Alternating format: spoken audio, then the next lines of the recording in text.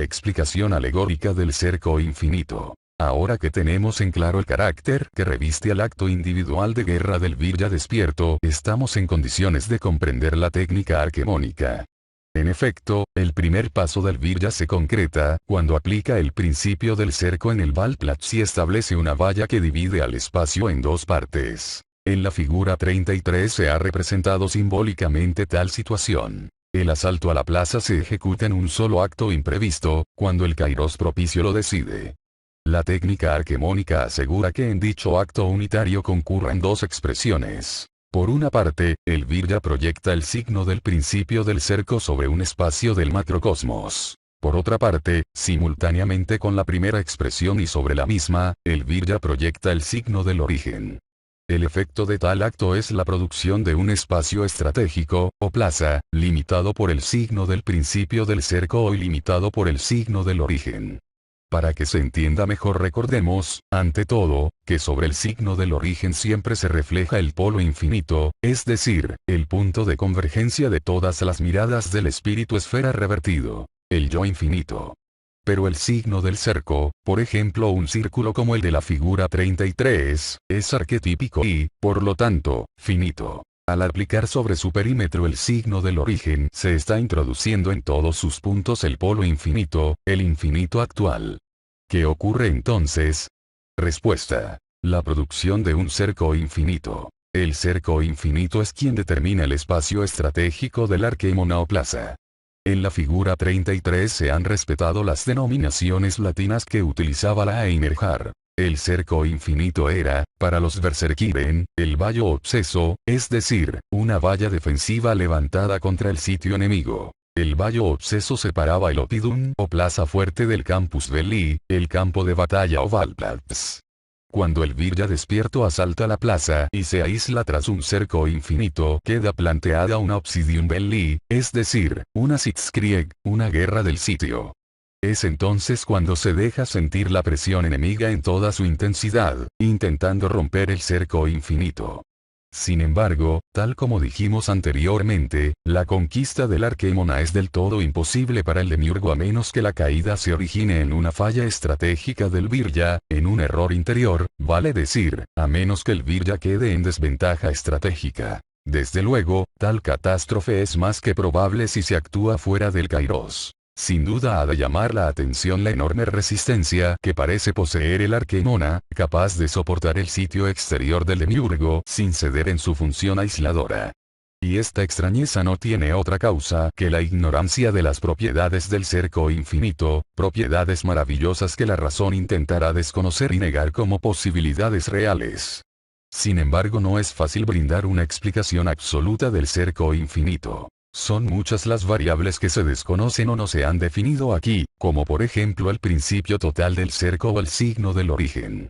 Mucho más simple en cambio, pero también menos preciso, es recurrir a un ejemplo alegórico que permite inducir claramente la idea del cerco infinito, que muestre de manera inequívoca la propiedad que impide al demiurgo su destrucción. Seguiremos este último camino, sin olvidar que, al igual que con el principio del cerco, aquí estamos reduciendo a su mínima expresión un principio que tiene validez en la totalidad de planos, espacios, o mundos que integran el macrocosmos. Mas, si de este modo conseguimos que el paradójico concepto de cerco infinito se torne inteligible, el camino seguido quedará evidentemente justificado. La propiedad que vamos a explicar analógicamente es la siguiente. El cerco infinito no puede ser rodeado. Aunque compleja de extender a la totalidad multidimensional del macrocosmos, esta propiedad es extremadamente sencilla de exhibir en un ejemplo alegórico. Supongamos para ello que una tribu guerrera de la antigüedad, luego de una larga travesía durante la cual deambuló muchos años y se alejó definitivamente de su origen, decide detenerse y establecerse en cierto país. Mas, ocurre que aquella región está dominada por una tribu de otra raza, enemiga mortal de los extranjeros. No obstante el peligro, los recién llegados acampan en territorio enemigo y comienzan a preparar la defensa. La base de la estrategia consistía en fortificar la plaza, de manera tal que, al cabo de algunos años de estadía, en el lugar escogido por los extranjeros se levantó una respetable ciudadela. Una muralla de piedra, de considerable resistencia, envolvía la ciudadela para proteger a sus moradores de posibles ataques. Pues bien, he aquí que un día, la tribu nativa, intensamente irritada por la presencia extranjera, decide atacar con todos sus medios, con el fin de destruir a la ciudad y aniquilar a los intrusos. Y, como la diferencia de medios es abrumadoramente favorable a los nativos, si solo se tratase de fuerzas, lo más previsible es la pronta caída de la plaza. Es que los nativos superan en número de 10-1 a los extranjeros, y traen consigo máquinas de guerra suficientemente poderosas como para intentar con éxito abrir una brecha en la muralla de piedra.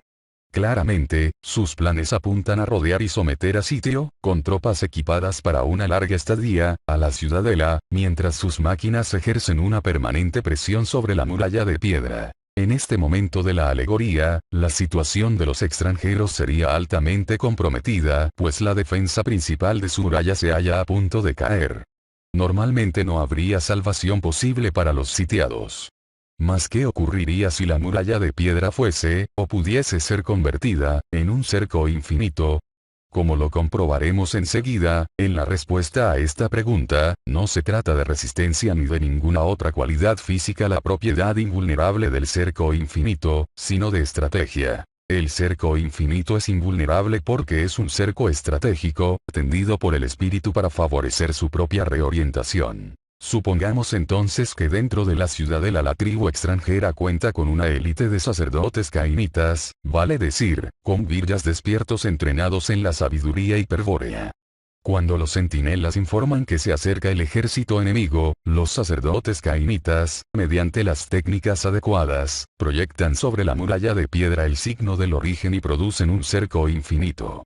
A partir de ese acto, la guerra está perdida para los nativos. Y jamás podrán sitiar la fortaleza y, en cambio, correrán el riesgo de ser destruidos poco a poco, por causa de las salidas sorpresivas con que atacarán los sitiados. Para entender este vuelco en la situación provocado por el cerco infinito, hay que imaginar al ejército nativo tratando de rodear la muralla y sin poderlo conseguir de ninguna manera. Una escuadra, por ejemplo, es enviada por un jefe a apostarse frente a una torre. Los soldados llegan hasta ella y se disponen a acampar, mas, sin que nadie sepa explicar cómo, de pronto, comprueban que la torre no está donde creían sino en otra parte, más adelante o más atrás. Si aún falta un trecho, lo cubrirán pensando que se confundieron, que fueron víctima de una ilusión semejante a los espejismos del desierto. Pero si la torre resulta estar detrás, ninguno podrá creer con convicción que marcharon delante de ella sin verla. Entonces comenzará la murmuración y el temor supersticioso.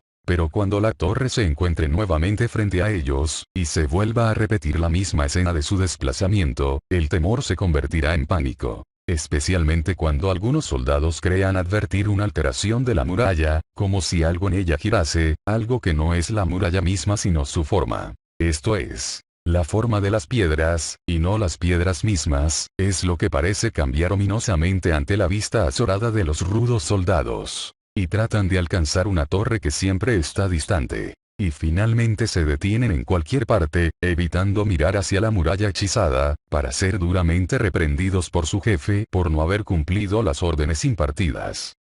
Y este es solo uno de los innumerables ejemplos que se podrían aportar para mostrar la imposibilidad de sitiar un cerco infinito.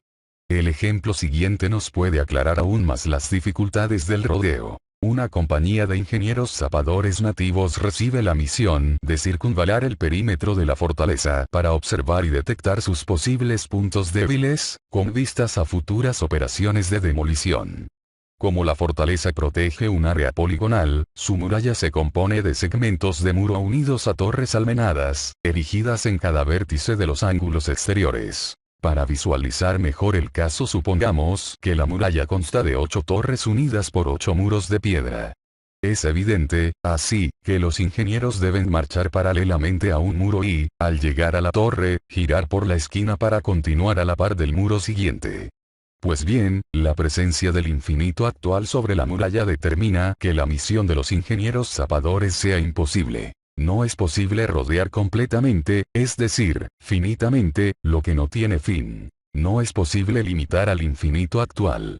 ¿Cómo se manifiesta esta propiedad del cerco infinito, vale decir, cómo es vivenciada por los ingenieros zapadores?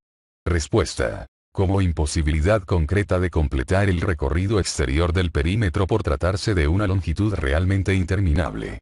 Con otras palabras, los ingenieros marchan a la par de un muro y, al llegar a la torre, doblan por la esquina y avistan otro muro y una torre lejana. Avanzan entonces junto a dicho muro y, al llegar a la torre, giran en ángulo y observan un nuevo muro y una nueva torre. Si la muralla fuese finita, al llegar a la octava torre los ingenieros deberían concretar su misión y encontrar, en ese mismo lugar, el grueso del ejército nativo. Mas, como la proyección del signo del origen sobre la muralla produjo un cerco infinito, la concreción de la misión se torna imposible. Lo que ocurre, en cambio, es que los ingenieros contabilizan muro tras muro y torre tras torre sin conseguir reunirse en ningún momento con sus compañeros, de suerte tal que recogen la impresión de estar frente a una muralla increíblemente extensa, en verdad interminable, con cientos, quizás miles, de muros y torres. Para no dejar a la alegoría sin epílogo, digamos que la tribu nativa es derrotada estratégicamente por los extranjeros, es decir, es derrotada por la absoluta superioridad de la estrategia hiperbórea de estos.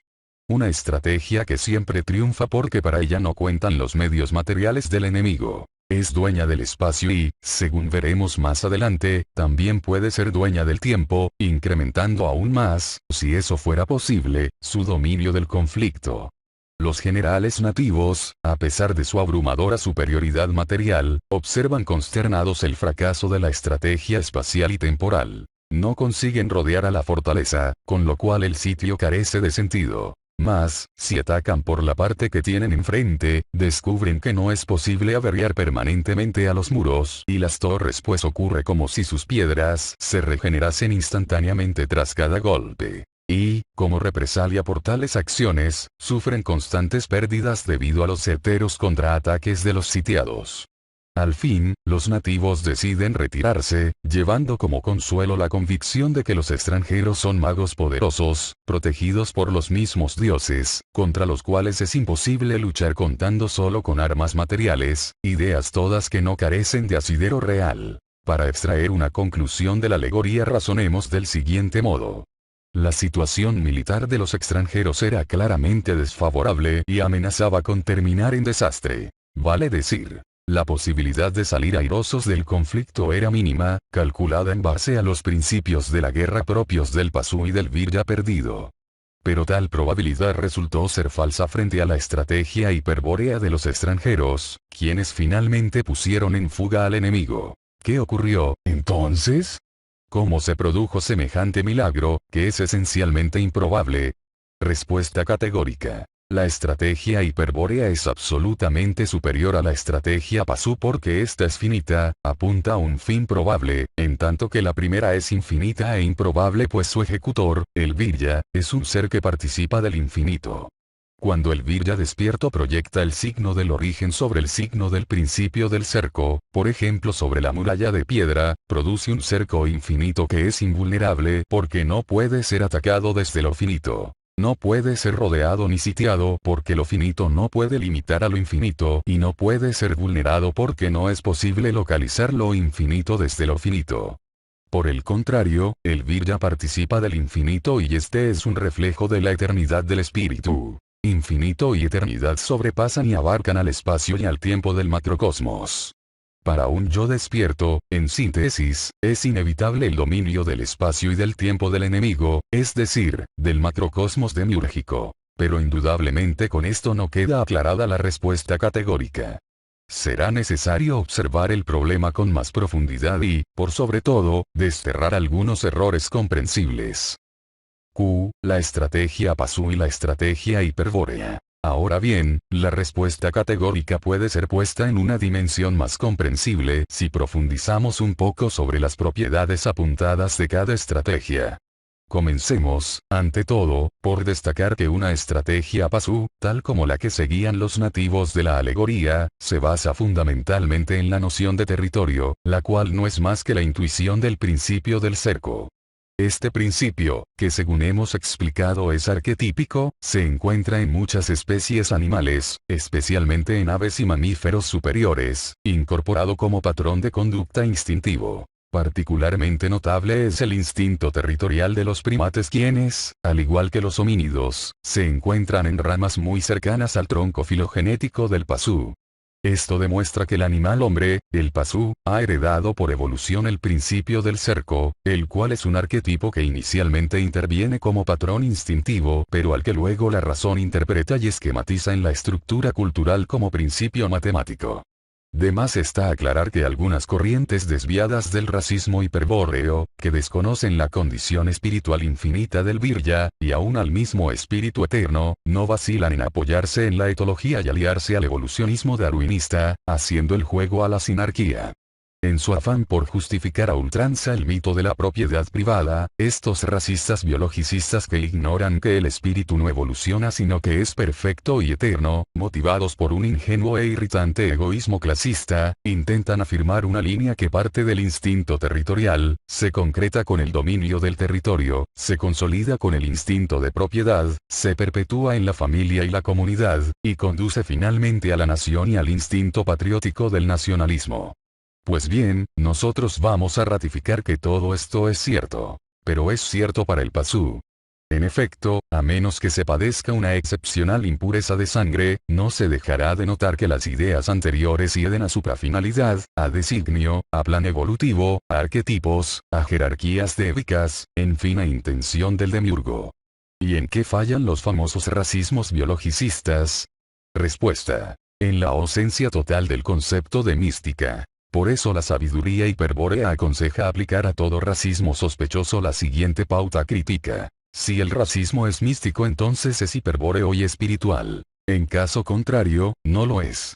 Y quien sustente un racismo sin mística, aunque declame su pureza de sangre, no es más que un vil engañador, o un auténtico engañado, al servicio de infames oligarquías cuyos fines inconfesables son los mismos que los de la sinarquía judía.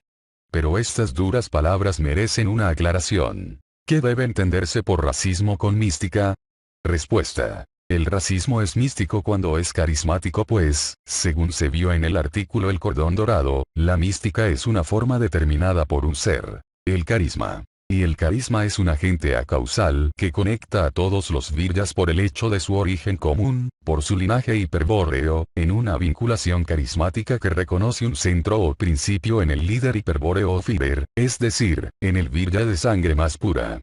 La mística genera el hecho natural de la aristocracia de la sangre, la cual no pasa necesariamente por una clase social ni por una casta. Salvo que la sociedad esté organizada en base a la estrategia imperio universal de los siddhas hiperbóreos, que se estudiará en la segunda parte. En resumen, si hay líder carismático hay mística y si hay mística hay aristocracia de sangre efectiva, reconocida por el pueblo. Una aristocracia que no requiere ser probada con títulos y blasones, una aristocracia que se nutre del pueblo, que lo sostiene y que cumple su rol de aglutinar a este carismáticamente, promoviendo la pureza de sangre y la elevación de la miseria material y espiritual en que se encuentra. Por el contrario, si no hay líder no hay mística y si no hay mística no puede haber aristocracia alguna que sea legítima, por más títulos de alegue, sino las siniestras oligarquías bastardas de nuestros días, aliadas material y espiritualmente al judaísmo usurero y corruptor. Solo un líder carismático da legitimidad a una aristocracia de la sangre. Y solo si hay líder y aristocracia verdadera es lícito unir sangre y suelo. De aquí surge el derecho hiperbóreo de conquista, que no se basa en la fuerza física sino en la pureza de sangre, en el derecho espiritual a reinar sobre pueblos degradados y sin mística, quienes han perdido toda autoridad sobre el territorio que ocupan.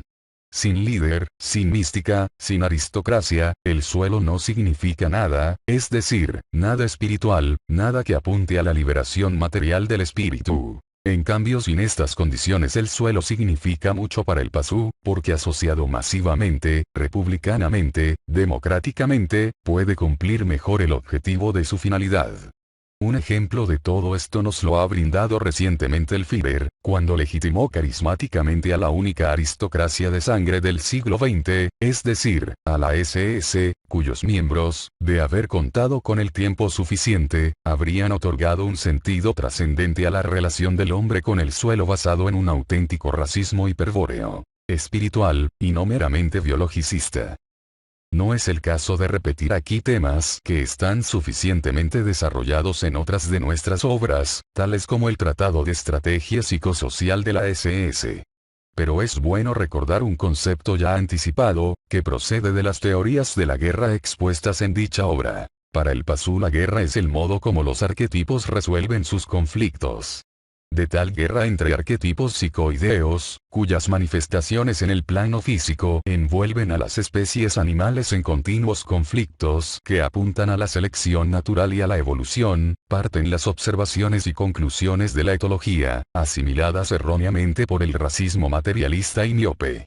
Es que el hecho principal descubierto por la ciencia etológica es rigurosamente verdadero. El Pazu es un animal hombre esencialmente territorial, vale decir, uno que acostumbra a elegir territorios, a ocuparlos y a defenderlos, que sabe cómo limitarlos con señales demarcatorias y también cómo reconocer las fronteras de los territorios ajenos. Justamente la principal fuente de conflictos en las comunidades humanas, según afirma la etología, es la violación del espacio territorial, sea individual, sea colectivo, de manera semejante a lo que ocurre en otras especies animales. Esto es cierto, repetimos, pero se trata de ciega lucha entre arquetipos psicoideos, de dialéctica de la naturaleza, de plan evolutivo, de tendencia intelectual. Pretender elevar este hecho a supremo principio del racismo es pura ceguera y necedad. Pero atrás de tal error del racismo ingenuo se oculta una causa más grave, inherente a las tinieblas cada vez más cerradas del Kali Yuga. Es la ignorancia de la estrategia. Que los Siddhas de Agartha llevan adelante para contrarrestar el plan del Demiurgo y de los Siddhas traidores, la cual será expuesta en la segunda parte. Dicha estrategia, que cuenta con la presencia del Graal, se propone dotar a las comunidades de Viryas de los elementos necesarios y suficientes como para que sus líderes carismáticos intenten una purificación conjunta de toda la comunidad racial, transmutando y superando las tendencias animales del Pazu que luchan, en la sangre, con la herencia del linaje hiperbóreo. Los Siddhas leales, para ello, enseñan las vías secretas de liberación de la sabiduría hiperbórea, entre ellas la vía de la oposición estratégica que venimos examinando. Tales vías permiten a los líderes, o a las élites de Viryas despiertos que los secundan en secreto, trazar las estrategias hiperbóreas. Entonces los líderes conducen a los pueblos hacia la mutación biológica que tiene por objeto su elevación espiritual, pero que solo puede darse en el marco de una mística, a menudo declarando la guerra total al enemigo, o empleando la guerra como instrumento de purificación sanguínea, como un medio para generar colectivamente la hostilidad esencial que convierte al hombre en héroe. Claro que esta guerra no es ni parecida al conflicto territorial del Pazu y no debe ser confundida. Así como la agresividad animal que exhibe el Pazu para defender su territorio no guarda relación con la hostilidad esencial del espíritu, ni se llega a esta por una refinación de aquella sino todo lo contrario, ambos tipos de guerra son esencialmente diferentes y opuestos. No podría ser de otra manera puesto que uno tiende a concretar la entelequia del Pazu, a cumplir con el objetivo macrocósmico de su finalidad consiguiendo que el espíritu cautivo lo eleve en la escala animal por evolución, y el otro tiende a liberar el espíritu cautivo, con lo cual tan siniestro plan queda definitivamente roto. Ambos conceptos antagónicos de la guerra se derivan de la estrategia Pazu y de la estrategia hiperbórea, pero, y esto no nos cansaremos de afirmarlo, solo con la última, en el marco de una mística, se da el hecho de la raza hiperbórea. El pueblo junto a su líder, junto al centro carismático que identifica metafísicamente a los hombres por el origen común en la sangre, por el linaje hiperbóreo. De otro modo solo hay raza biológica, meras diferencias genéticas de los cromosomas que revelan los planes arquetípicos de cada especie, es decir, la codificación química de un aspecto de los designios ónticos de las especies vivas. La mejor manera de aclarar la diferencia entre ambas estrategias es remitirnos nuevamente al principio del cerco y al símbolo del origen. El Pasu es un animal territorial porque emplea en todos los niveles de su estructura psíquica, racional, cultural y consciente, el principio del cerco, a menudo sin reconocerlo abstractamente como tal. El Virya, que hereda la parte biológica del Pasu, cuando está perdido, emplea como el principio del cerco. Por ejemplo, para separar una fuera de una dentro, un fondo de una forma, un continente de un contenido, etc., y, desde luego, para cumplir la función territorial, el revier, que consiste en proyectar un signo del cerco y poner sentido en un coto exclusivo, en una región que será ocupada, señalada y defendida. Hasta aquí el Virya perdido no se aparta de las leyes etológicas y de allí la confusión de los racistas biologicistas.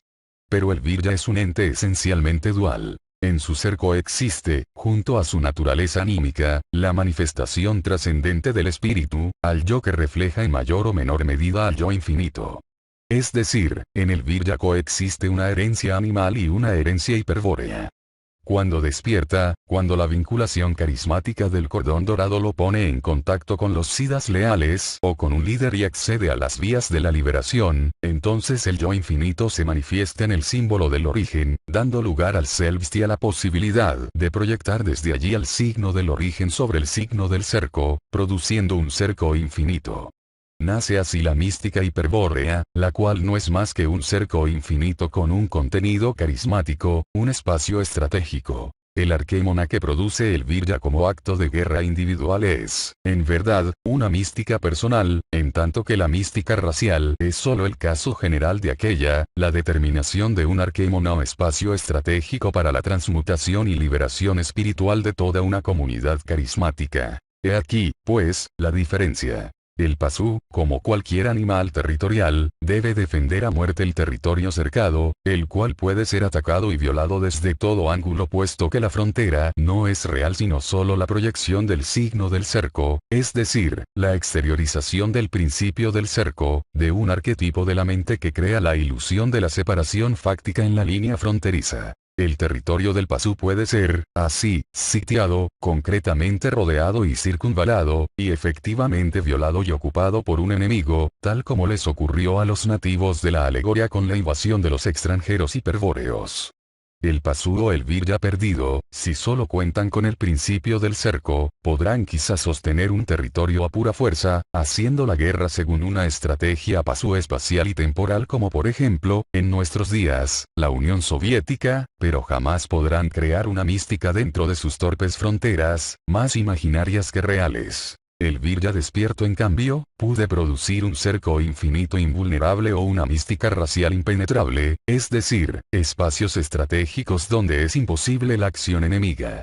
Ya mostramos en la alegoría la imposibilidad de sitiar o vulnerar un cerco infinito y ahora es claro por qué vencieron los extranjeros, en qué consiste la diferencia entre la estrategia Pasu y la estrategia hiperbórea que afirmaba la respuesta categórica. Los extranjeros dominaron la plaza y derrotaron a los nativos porque ellos disponían de una mística hiperbórea, a la cual concentraron sobre la muralla para producir el cerco infinito.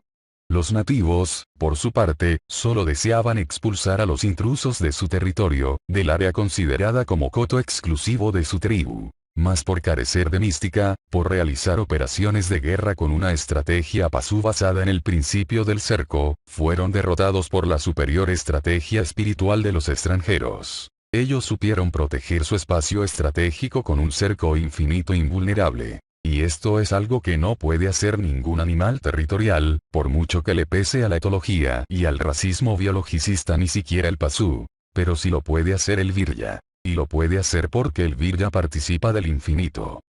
Para terminar solo cabe agregar que la estrategia, de los siddhas leales contempla todos los aspectos de la mística racial, vale decir, todos los pasos estratégicos que debe dar necesariamente una comunidad de sangre pura para ir desde la confusión de los Viryas perdidos hasta la transmutación colectiva en Viryas despiertos y siddhas. Naturalmente, esto supone un enorme caudal de conocimientos que, sin embargo, fue patriotismo completo de nuestros antepasados Cro-Magnon, los supervivientes atlantes padres de la raza blanca. Este pueblo, al que la sabiduría hiperbórea denomina guardianes de la sabiduría lítica, legó una parte de sus conocimientos a los diversos pueblos de la preantigüedad que fundaron mezclándose con comunidades pasú también sobrevivientes, con esclavos de la Atlántida, y con otras tribus primitivas que encontraron durante su larga travesía que duró milenios. Pero este legado, debido al estado del planeta luego de la guerra total Atlante, no pudo ser transmitido de otra forma que como herencia cultural, la cual, naturalmente, se fue degradando y perdiendo con el correr del tiempo. Sin embargo, pese al tiempo transcurrido y la falsificación de la historia ejecutada por la sinarquía, aún pueden reconocerse grandes trozos de la sabiduría hiperbórea en muchas culturas antiguas, y de eso vamos a hablar en otras partes de este libro. Como ejemplo clásico, claro está, se destaca la antiquísima idea del imperio universal, lo cual es un símbolo cultural bastante degradado pero que, sin embargo, aún representa el proyecto de una mística completa. Aquí, lo que nos interesa señalar, es que la puesta en práctica de una mística racial incluye una cierta manera especial de ocupar el territorio, un método en el que intervienen conceptos específicos sobre la función de la agricultura, el trazado de la ciudad y la construcción de murallas de piedra. Muchos pueblos antiguos conocieron esto, tales como los de Mesopotamia, Sumer y Babilonia, o Egipto, Grecia y Roma, etc. De todos ellos se destacan luminosamente los etruscos y, ya en épocas de la era actual, los godos y sajones. A estos últimos trataron de destruir Carlomagno y sus descendientes, debido a su gran pureza racial y a la fuerza de su mística, la cual no obstante se puso de manifiesto un siglo más tarde cuando Enrique I de Sajonia, el pajarero, levanta su línea de castillos en el este. Pues bien, este conocimiento hiperbóreo, que procede de la estrategia, o de los Siddhas, llegó a su más alto nivel en el siglo XX, por obra de Heinrich Himmler y su élite de iniciados hiperbóreos de la Orden Negra SS. Himmler, junto con Darré y otros especialistas del Instituto Annenelve, desarrollaron y adaptaron a la cultura actual el concepto de agricultura mágica, el cual se pensaba aplicar en el futuro Estado SS a formarse, luego de la guerra total, en Europa, pero al que se iba a experimentar durante la conquista del Lebensraum en el este. Y que la SS denominaba la vía de la oposición estratégica lo prueba entre otras, la construcción de los KZ. Los concentraciones Lagero campos de concentración, los cuales estaban diseñados de manera tal que un iniciado hiperbóreo podría en algún momento proyectar el signo del origen sobre su perímetro y producir un cerco infinito, regenerando por transmutación en el área estratégica a los internados, es decir, despertando su linaje dormido, purificando su sangre. Conclusión sobre la técnica arquemónica. En el artículo P explicamos mediante una alegoría el concepto del cerco infinito y su propiedad de ser invulnerable frente al ataque enemigo. Sin embargo, el choque de estrategias en el que se transformaba el conflicto alegórico entre nativos y extranjeros, nos llevó a la respuesta categórica y a la aclaración del artículo Q. Sabemos ahora en qué consiste un cerco infinito, y comprobamos la superioridad de la estrategia hiperbórea. Pero debemos recordar que nuestro propósito inicial era describir la técnica arquemónica aplicada a un acto de guerra individual. La alegoría, por el contrario, nos ha mostrado la producción de un cerco infinito mediante una mística racial. Debemos pues regresar al arquémona de la figura 33 y utilizar lo último que hemos visto para describir la técnica arquemónica individual de la Einherjar. Para comprender el poder absoluto que la técnica arquemónica pone a disposición del Virya despierto, solo hay que extender con la imaginación el grosero ejemplo de la alegoría a todos los espacios de significación de Maya y suponer que en ninguno de ellos el demiurgo conseguirá sitiar el arquémona, el oppidum protegido por un cerco infinito. Para exponer de manera dramática la situación que el acto de guerra individual plantea al demiurgo, podemos afirmar que, así éste ordenase a todos los ángeles, devas, maestros, etc., de las jerarquías cósmicas que se tomasen mano con mano para rodear al arquémona, ello sería un intento imposible. En efecto, no hay suficiente número de mónadas en el universo para sitiar y rodear a un cerco infinito. Menos aún para intentar atacarlo con éxito. Por eso decíamos páginas atrás que si la estrategia del Virya despierto está apoyada por una gran pureza de sangre, de tal modo que no pueda ser engañado en ningún espacio de significación macrocósmica o mundo posible, es inevitable que el desafío de asaltar la plaza debe resolverse cara a cara con el demiurgo. ¿Por qué con él? Respuesta. Porque el demiurgo es también espíritu infinito, único ser del universo material que puede interponerse en el último trecho del movimiento estratégico y liberador del Arquemona. Sin embargo, el demiurgo jamás aplicará su infinito potencial dentro del macrocosmos, pues debe evitar que él mismo se plasme en el plano arquetípico y de allí pase a contaminar a los entes finitos. Su intervención será de otro tipo. Procurará entablar un contacto directo con el Virya, de demiurgo a yo despierto, con el fin de engañarlo hasta que debilite el cerco infinito y luego destruirlo. Para ello apelará a todos sus recursos de cosmocrator, tocará todas las fibras del Virya, explorará cada tramo de su historia buscando el punto débil. Utilizará, por ejemplo, los registros acásicos de la psicoesfera terrestre y el Virya oirá con claridad cómo las voces de sus antepasados requieren desde la luz astral que se les permita ingresar en el Arquemona. Pero ni a esta ni a otras celadas semejantes debe ceder el Virya, quien ha de ser en todo momento un guerrero sin corazón, sin alma, puro valor, pura voluntad resuelta hacia el origen. Fuera del peligro real que representa un enfrentamiento tal con el demiurgo, en la vía de la oposición estratégica ello constituye un riesgo calculado, al extremo que se cuenta de antemano con él mismo y se lo ha incluido como parte de la técnica. El enfrentamiento directo con el demiurgo permite, en efecto, el dominio del tiempo, es decir, independizar el área estratégica del Arquemona del tiempo trascendente del macrocosmos. La creación de un tiempo propio. Esto se consigue por medio de la oposición estratégica que se expondrá en el próximo artículo. Hemos demostrado que nadie puede rodear un cerco infinito, propiedad que convierte al espacio estratégico ocupado por el Virya despierto en invulnerable. Ni aun el demiurgo mismo puede hacerlo pues, desde su aspecto sucesivo y finito, le resulta imposible abarcar el infinito actual. Y si el demiurgo no puede hacerlo menos, aún podrá alguno de sus secuaces terrestres. Sin embargo, se afirma permanentemente una fábula, en verdad, un mal chiste de judíos, a la cual no podemos dejar de comentar aquí. Es la que se refiere al presunto suicidio del Führer, ejecutado por este, según la versión de los aliados, como forma de evitar su captura a manos de las tropas rusas que se aprestaban a ocupar Berlín. En primer lugar, digamos que el Führer no tenía ninguna necesidad de suicidarse porque jamás podría haber sido capturado por nadie, y mucho menos por unos judíos renegados y una soldadesca esclava embrutecida. El Führer es un Sida Berserkir al que no es posible rodear ni en la Cancillería del Reich ni en ninguna otra parte. Si desapareció en 1945 no es porque se haya suicidado, o haya sido capturado. El Führer se encuentra vivo hoy día pues, como Sida Berserkir, es inmortal. La posesión del Graal ha brindado a la SS una sabiduría incalculable, que les permitirá armar un ejército de Viryas inmortales provistos de vehículos voladores sin motor, basados en la ingeniería arquetípica y la técnica arquemónica. Por eso, aunque este comentario pueda parecer extravagante y absurdo, ello nos tiene sin cuidado pues se ajusta a la más estricta verdad. Cercano está el día en que el Führer regrese. Lo hará montado en un caballo octópodo, que marchará al frente del Wilderer de los héroes del Valhalla, junto al último batallón de la SS, el de los hombres cresta con cuerpo de Braja. Y luego de una gran matanza selectiva, de la que solo se salvarán los que tengan sangre pura, se concretará la parucia de Cristo Lucifer. El gran venusiano, el jefe legendario de la raza espiritual hiperbórea, vendrá nuevamente a la tierra para reinar sobre un pueblo de Viryas despiertos y transmutados.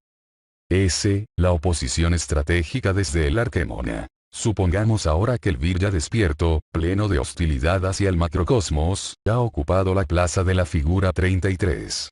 Su primer paso, según ya vimos, es doble. Por una parte proyecta el signo del cerco sobre el Valle Obsesum, hecho que se confirma al reconocer la distinción entre plaza y Waldplatz. Pero simultáneamente, por otra parte, proyecta el signo del origen sobre el Valle Obseso, dando lugar a la manifestación del polo infinito. Se produce así un cerco infinito en torno de la plaza, transformada ya en espacio estratégico apto para la liberación del Virya. Bien que se mire esta operación, se verifica lo que estudiamos en artículos anteriores. En la primera parte interviene un principio matemático, la herencia del pasú. En la segunda parte actúa, en cambio, el linaje hiperbóreo, la herencia de los siddhas ancestrales, es decir, el símbolo increado del origen. El cerco estratégico aísla al virya de todo espacio macrocósmico y le otorga la autonomía espacial, ese punto donde el guerrero puede descansar por un instante el brazo armado, detenerse en la lucha, y volver la mirada hacia el bril. Mas esta conquista no es aún definitiva, no libera completamente al virya, en tanto su cuerpo material, el microcosmos potencial, guarde alguna relación de simultaneidad, alguna sincronización, con el tiempo trascendente del macrocosmos. Es imprescindible, pues, evitar que la isotropía del tiempo trascendente invada el arquémona, que el arquémona sea sucesivo en él. Si se pudiese evitar esa presencia temporal del demiurgo, entonces la autonomía del microcosmos potencial podría ser completa, quedando aislado del espacio y del tiempo trascendente. ¿Es posible esto? Respuesta: sí, por medio de la oposición estratégica. Como en la descripción de todas estas operaciones se trata de casos en que interviene el infinito actual, ellas solo serán comprensibles en la medida en que el lector logre imaginar o intuir qué es lo que realmente ocurre en cada caso. Aquí trataremos de mostrar sintéticamente el principio empleado por la Einherjar para crear un tiempo propio, absolutamente local, en el arquémona. Para aproximarnos a la idea sintética de la oposición estratégica, razonemos de este modo. El vallo obseso es un cerco infinito. Ello significa, entre otras propiedades, que no puede ser rodeado porque no termina nunca. Es decir, el vallo obseso no puede ser una curva cerrada, debe estar abierta en algún punto, debe haber un extremo sin fin. Ahora bien, tal como se explicó en el artículo y del inciso anterior, estos argumentos son esencialmente equívocos, producto de la imposibilidad de la razón para comprender el infinito actual. El razonamiento, por ese camino, no puede llegar a otra conclusión que el infinito potencial, es decir, la postulación de la sucesión infinita. Para comprobarlo no tenemos más que buscar la sentencia consecuente de los argumentos anteriores. Entonces, el vallo obseso debe estar constituido por una sucesión infinita de puntos, los que pueden agregarse indefinidamente en los extremos de la curva. Pero esta conclusión es falsa, pues supone no un infinito actual, presente, completo en todo momento, sino un infinito potencial, al que se tiende por agregación extrema, es decir, por aumento de extensión. Y tal falacia la produce la razón porque no dispone de arquetipo del infinito actual con el cual conformar un esquema. Su conclusión, por lo tanto, aunque eminentemente lógica, es irreal. El infinito potencial, que es un concepto cultural, es decir, sistemático y racional, no puede comprender al infinito actual, real y perfecto, del vallo obseso. Y como debe entenderse, pues, el infinito actual, si no es posible comprenderlo racionalmente. Respuesta: en principio hay que asumir que todo concepto del infinito actual ha de presentar una estructura paradójica, vale decir, una estructura que resultará ambigua y hasta contradictoria para la razón. Con esta advertencia digamos que el infinito actual, por ser perfecto, es simple. Esto es, no puede ser dividido, ni siquiera por la razón. Y, desde luego, no es una sucesión infinita. El vallo obseso no se compone de puntos ni de partes. Como cerco infinito todo él es infinito. Su curva no presenta abertura en parte alguna, es continua, y sin embargo es infinita. La cualidad de ser indivisible conduce a una paradoja real, la cual ha de servir como ejemplo de cuanto venimos diciendo. En efecto, durante su permanencia en el macrocosmos, mientras subsiste en el tiempo trascendente, el vallo obseso es óntico, vale decir, es un ente infinito, absurdo e increado pero real. O sea, en tanto que ente infinito, el vallo obseso es perceptible, capaz de impresionar la esfera sensible de un observador. Pero es sabido que todo observador de un ente extenso solo puede percibir de él un aspecto en perspectiva, vale decir, una parte del ente. Si contemplamos la cerca que rodea aquella casa, solo percibiremos una parte de la misma. No podremos ver, por ejemplo, el tronco que está plantado por detrás de la casa. Esta imposibilidad es real e inevitable, debido a que los órganos sensoriales no permiten aprender los entes en forma volumétrica e integral. Y aquí, en el choque de dos realidades opuestas, es donde hallamos un concepto paradójico que, sin embargo, revela otra propiedad del cerco infinito. Nos referimos a que si el observador del valle obseso percibe realmente una parte de él y si el valle obseso, por ser perfecto infinito actual, no puede ser realmente dividido, nos hallamos frente a la conclusión paradójica de que, se observe desde donde se observe, del cerco infinito siempre se percibirá el todo. O también, en la percepción del infinito actual la parte contiene al todo. Desde luego, la conclusión paradójica encomillada constituye desde antiguo el principio hermético de la magia. Quien observe un arqueimona, que aún subsiste en el tiempo trascendente, verá, a la vez, un aspecto, una parte, y el todo del cerco infinito. De allí las ilusiones y efectos paradójicos que sufrieron los nativos de la alegoría frente a la muralla infinita. Naturalmente, es imposible circunvalar un ente que es el mismo en todas las partes observadas. ¿A dónde nos conduce la comprobación de tan insólita propiedad del cerco infinito? Respuesta. A la posibilidad que dispone el Virya despierto de practicar la oposición estratégica desde el arqueimona y neutralizar la isotropía del tiempo trascendente. Para comprender esta posibilidad debemos imaginar una situación y plantear una pregunta. La situación es la siguiente. El Virya despierto, en el arqueimona, tiene ante sí al cerco infinito. Él, como cualquier observador exterior, ve la totalidad del cerco infinito. Pero ocurre que el cerco es infinito porque él proyecta el signo del origen sobre el valle obseso, y que, tal proyección, la efectúa sobre el mismo punto que observa. Quiere decir que lo que realmente ve el Virya despierto es el polo infinito sobre el cerco, que por eso es infinito, mire en la dirección que mire. Se entiende entonces que, para el Virya despierto, solo importa el punto de proyección del signo del origen, sobre el cual está concentrada su atención. No debe preocuparse por lo que sucede a sus espaldas, por ejemplo, porque en el arqueimona no hay adelante ni atrás. Todo el cerco está en el punto de su atención, bajo el polo infinito. Pues bien, si todo el cerco está bajo su punto de observación, ello implica que el tiempo trascendente solo puede ser isotrópico en esa dirección. Es comprensible que así ocurra porque bajo el signo del origen se encuentra el signo del cerco y el cerco real, ahora convertido en infinito, el cual, aun cuando está concentrado en un punto simple, no deja por eso de subsistir en el tiempo trascendente. El punto que soporta al signo del origen, punto que es el cerco completo, aun cuando brinda una aislación impenetrable a todo espacio exterior, es penetrado, sin embargo, por el tiempo trascendente en el cual permanece y subsiste. Hasta aquí la situación que debíamos imaginar. Formulemos ahora la pregunta obvia: ¿es posible evitar la isotropía del tiempo trascendente en la dirección del punto de proyección del signo del origen? Respuesta. El Virya puede oponerse estratégicamente desde el arqueimona a la isotropía del tiempo trascendente. ¿Cómo? Respuesta. Aprovechando la propiedad que posee el tiempo trascendente, que ya se expuso en el artículo B del inciso la conciencia. Tiempo transversal, de ser anisótropo para todo otro tiempo inmanente, en el sentido de su sucesión.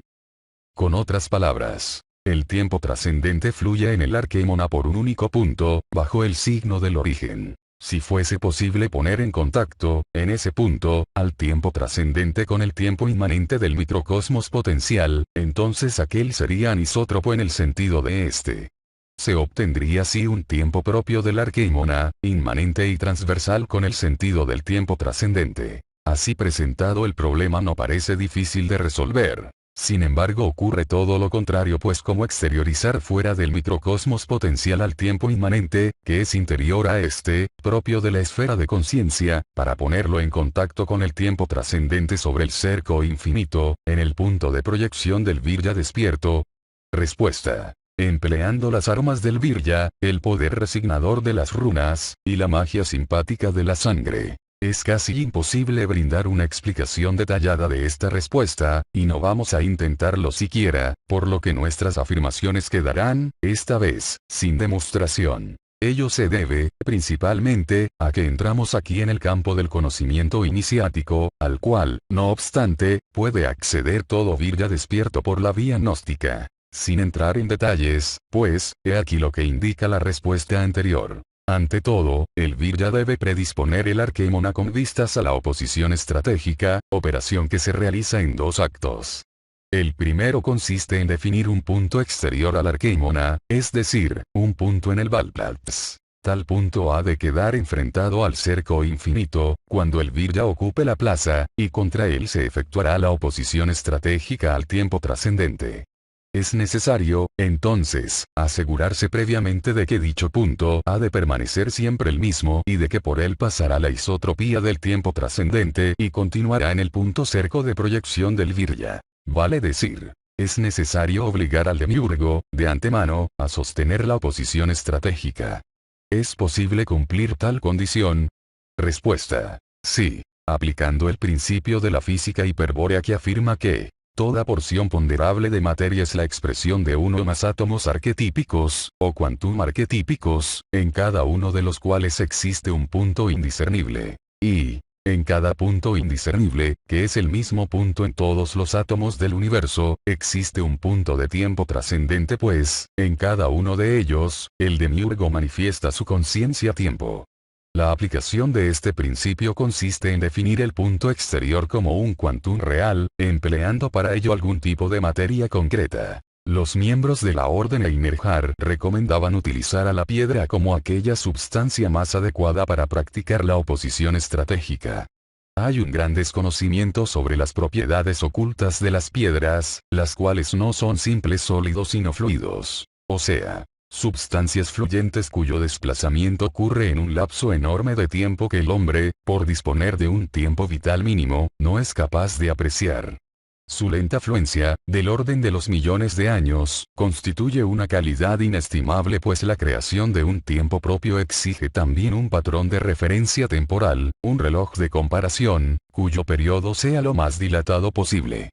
Por estos motivos los Berserkiren de la Einerjar utilizaban piedras del periodo arcaico, metamórficas o ígneas, las que debían ser cortadas, para su uso, en pequeños trozos no mayores que un puño. El corte de los lapis oppositionis, tal el nombre que recibían, debía hacerse según un antiquísimo ritual Cro-Magnon pues, por motivos que sería largo exponer aquí, las fracciones debían proceder de grandes rocas de miles de toneladas, tal vez de montañas. El uso de antiguos cristales preciosos, como el diamante o la esmeralda, también es posible, pero ello requiere el conocimiento de una técnica especial. Para cumplir con el primer acto de predisponer adecuadamente el Arquémona, el Virya despierto ha de transportar siempre consigo su lápiz oppositionis, hasta el momento en que el Kairos le impulse a ocupar la plaza. Entonces debe depositar el lápiz en el Valplatz, como punto exterior de referencia temporal y de oposición, y producir el cerco infinito. Sin embargo, con esto no se ha completado aún el primer acto pues, por ejemplo, el punto exterior, el lápiz oppositionis, podría ser desplazado de su sitio por una maniobra del demiurgo o, inclusive, ser desintegrado. Es preciso pues estabilizar el lápiz, otorgarle permanencia segura en el Valplatz, y para eso están las armas del Virya, las runas de Wotan. En la figura 33 se ha señalado simbólicamente, con la inscripción Signum Saxo, a la runa que resigna y soporta el lápiz oppositionis en el Valplatz. Dicha runa ha de ser plasmada antes de ocupar la plaza, o en ese mismo momento, y sobre ella se ha de depositar el lápiz oppositionis. De este modo se cumple el primer acto. El segundo acto lo realiza el Virya cuando proyecta el signo del cerco. Con su propia sangre, mediante una herida que se practica con su espada para tal fin, resigna el cerco con una runa, justo frente al Signum Saxo. En la figura 33, con una runa ciega intercalada en el perímetro del vallo obseso, se ha representado simbólicamente tal disposición. Se completa así el segundo acto que predispone al Arquémona para la oposición estratégica.